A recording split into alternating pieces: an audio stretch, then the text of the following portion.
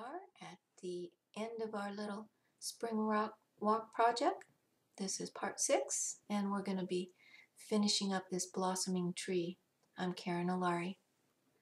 So what we did here is we started with our background color for the blossoms, a fairly bright color made from magenta, Alizarin Crimson, Quinacridone Gold, and then we'll subsequently add our lighter colors on top of it to create this feeling of an airy blossoming spring tree.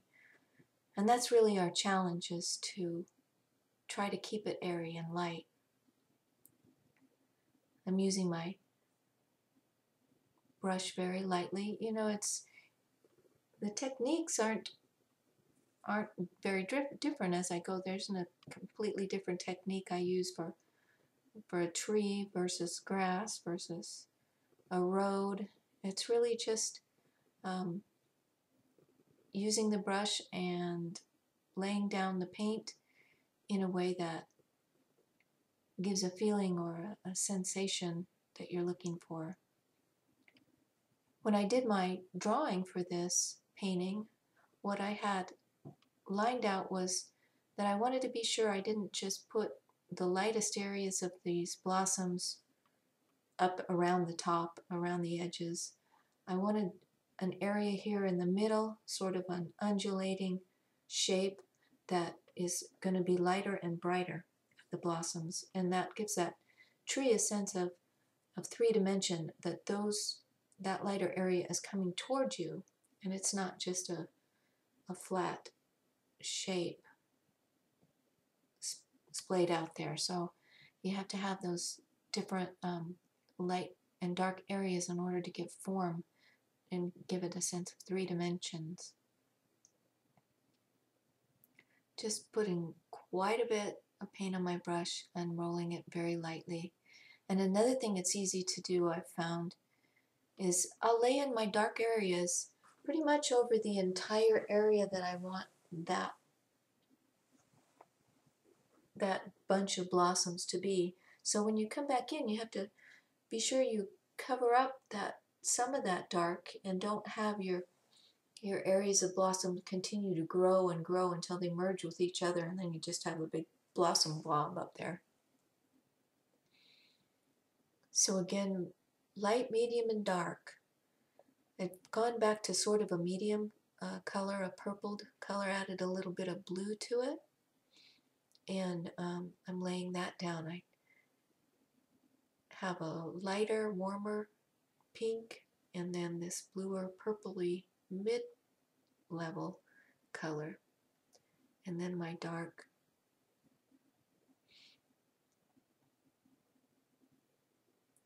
Again, this is another compositional element to think about in your paintings. You can see how I have those tree trunks that are fairly strong and heading right off the page, and I don't want that to draw somebody's eye straight off the page. So I'm using the blossoms to soften up the edges, just where those dark, strong shapes meet the edge of the canvas. Again, this will be a quiet area. You don't want a lot of activity clear off in the edge of the canvas. You want to keep your central focal point down here near where the white daffodils are. That's where there's the most color. You've got the most contrast between the white flowers and the dark tree trunk, and you have the most chroma, so the brightest colors. Here I'm adding that pink color of the blossoms. Some of those would have fallen off of the tree and be lying in the roadway, and it's also just a good way to integrate the parts of the painting, so you don't want just one color standing alone and you don't see it anywhere else. Mixing up a purpley color, because those blossoms would have fallen where there was shadow as well. So trying to find a shadowed fallen blossom color there. So all these subtle little things that I really enjoy putting in a painting Just those little areas of interest that you maybe don't even notice at first, but then they give you something as you continue to look at the painting, or if you hang it on your wall, there's little surprises that you notice each time that you look at the painting. As I get lighter and lighter in color, I'm getting more careful that I'm not putting on big blobby areas, because it's maintaining the feathery nature of these tree blossoms, and so they don't seem solid. They is what's going to give us that, hopefully give you more of a feeling of spring, the essence of spring. Moving back in with some light bluish, purpley, grayish colors again, which is basically a shadow color of the lightest areas of the blossom, much as I used a bluish color for the shadowed areas of those white daffodils.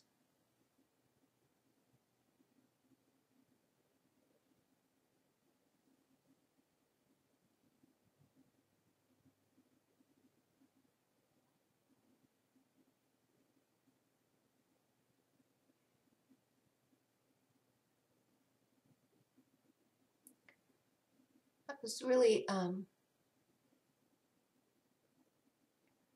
glad. I was happy with the way the light on the roadway is turning out. It gives a sense of a very soft spring morning light. And I'm thinking about that as I'm doing these blossoms.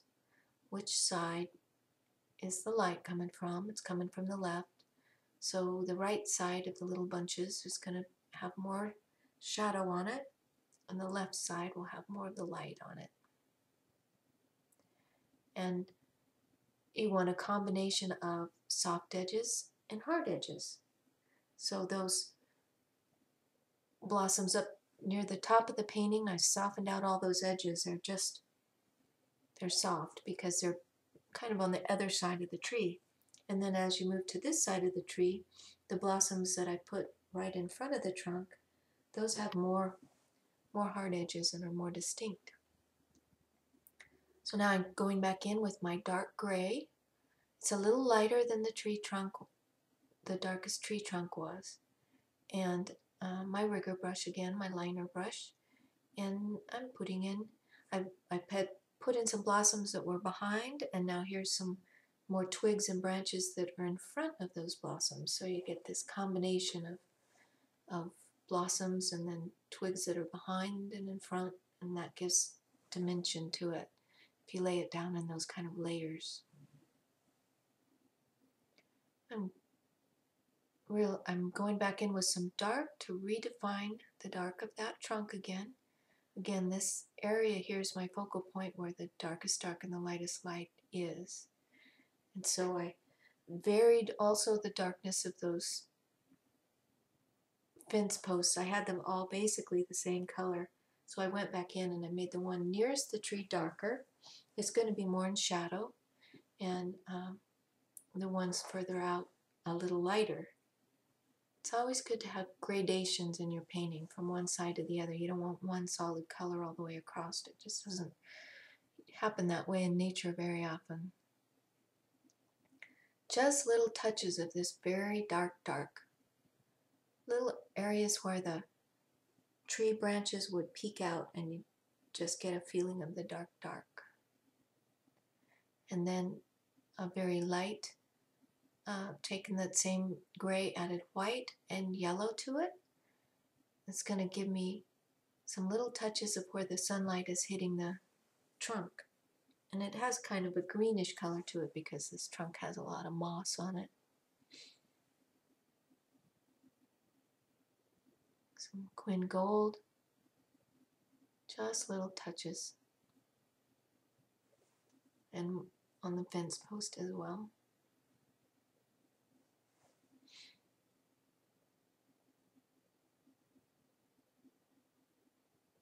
Spending a lot of time just looking at the painting at this point. We're very near the end of it. So I go through this process of just looking at it And if any particular area grabs my attention, then I address that. It might need an edge softened, it might need an edge hardened. It just needs some sort of attention, and then you have to decide what attention that might be. So right at the end, there's usually a few minutes of just making these little tiny touches, just because all I've done is look and something grabbed my attention and I didn't want it to. So I'm gonna adjust it a little bit. I want to go back in with some, I've got my dark, medium, and light kind of colors of there again, and just redefining that area had gotten too flat, kind of all one color, and any area that's just one color is not going to look three-dimensional, it's just going to look flat.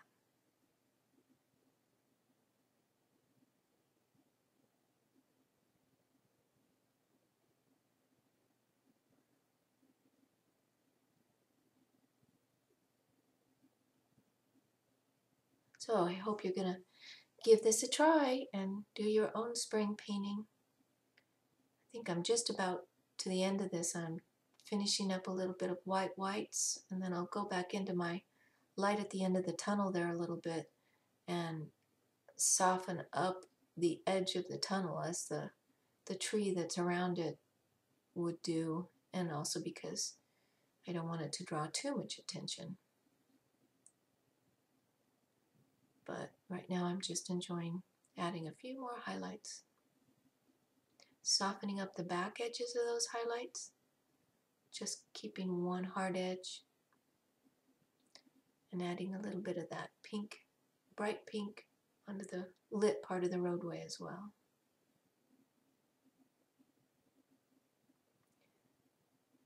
I hope you've had a chance to check out my teaching website, paintwithkarenalari.com. It's a lot of fun. You can have a membership, and we talk about our paintings and get critiques and check out these videos. So it's a free website, and you are more than welcome to join me there if you haven't already.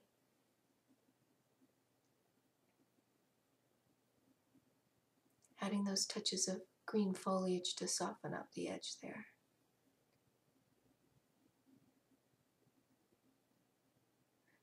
And this little painting, some of my other available paintings are available on Etsy.com. You can search for my name, Karen Alari, and if you're interested in purchasing originals.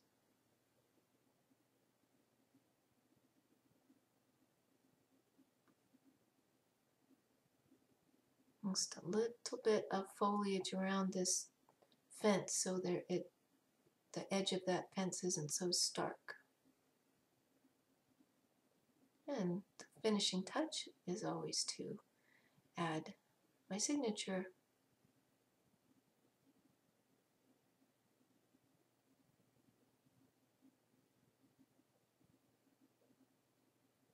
There's all my info. And coming up here, I'll show you the finished version of the painting. Well, thanks for joining me on this little painting adventure today, and I hope to see you next time. Happy painting!